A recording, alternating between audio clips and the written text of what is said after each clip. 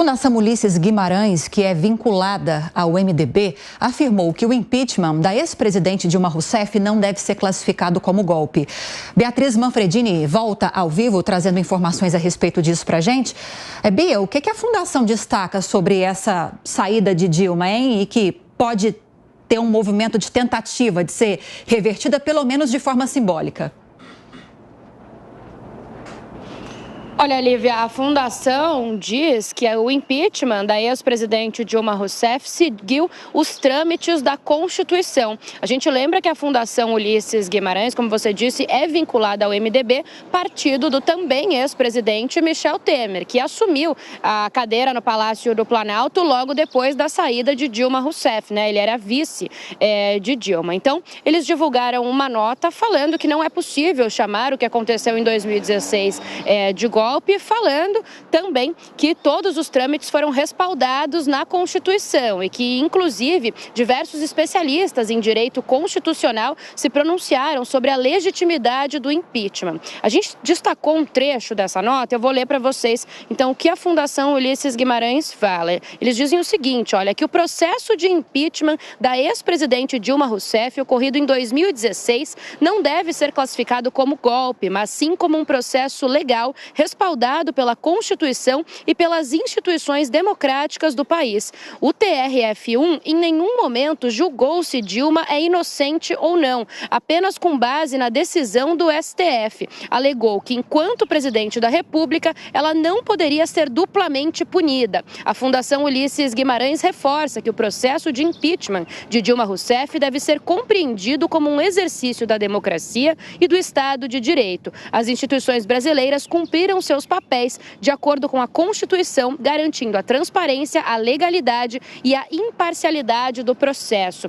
A gente viu na nota, eles citaram o Tribunal Regional Federal da Primeira Região. Por quê? Porque recentemente o TRF1 emitiu uma decisão em segunda instância, arquivou um processo de improbidade contra Dilma Rousseff e contra outros membros do governo federal daquela época, no caso das pedaladas fiscais. O Tribunal Regional Federal da Primeira Região entendeu que não tinha fundamentos para julgar Dilma nesse caso. E aí, com base nisso também, que diversas entidades e pessoas ligadas à ex-presidente, ao Partido dos Trabalhadores, vêm pedindo, que ela seja inocentada e toda essa história de falar sobre o impeachment de 2016 pode ser mudada a partir disso. É isso que eles acreditam, pessoas ligadas à ex-presidente Dilma Rousseff. Então, por fim, essa nota, ligada ao ex-presidente Michel Temer, que assumiu o posto de Dilma na época, diz o seguinte, que esse processo foi antecedido por uma grave crise política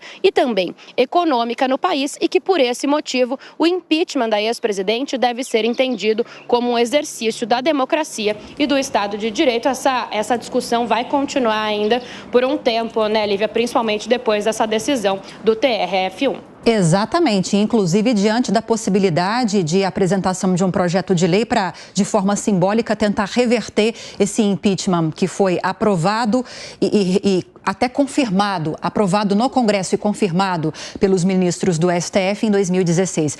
Daqui a pouquinho a Beatriz Manfredini volta com mais informações, agora mais análises para você. Diogo Schelp, você está no time daqueles que acreditam que o impeachment de Dilma foi um golpe ou no time daqueles que defendem que não foi um golpe, como nesse caso essa manifestação aí do Ulisses Guimarães, dessa instituição ligada ao MDB?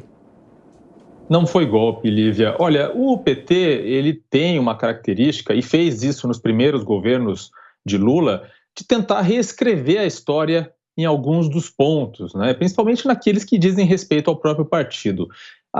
O impeachment da ex-presidente Dilma Rousseff, ele ocorreu dentro dos ritos democráticos, dentro das regras do jogo, das regras, inclusive, para realizar um impeachment, e como a gente sabe, um julgamento político. Quer dizer, existe uma justificativa jurídica, um crime de responsabilidade, mas, antes de mais nada, é um julgamento político. Tanto que a gente vê aí, o TRF1 decidiu que ela não poderia ser punida duas vezes. Ela já havia sido punida com a perda do mandato.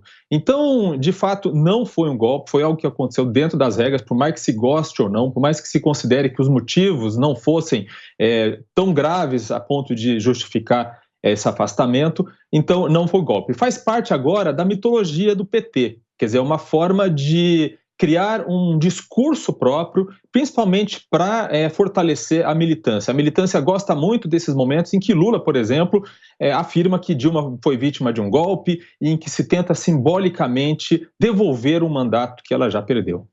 Ô, Dávila, é uma discussão que para você interessa ao Brasil ou não? O Brasil tem que pensar em outros problemas, outros desafios pela frente. Tiago, o Brasil deveria pensar em outras coisas, mas é preciso esclarecer a verdade. O PT é o partido da mentira.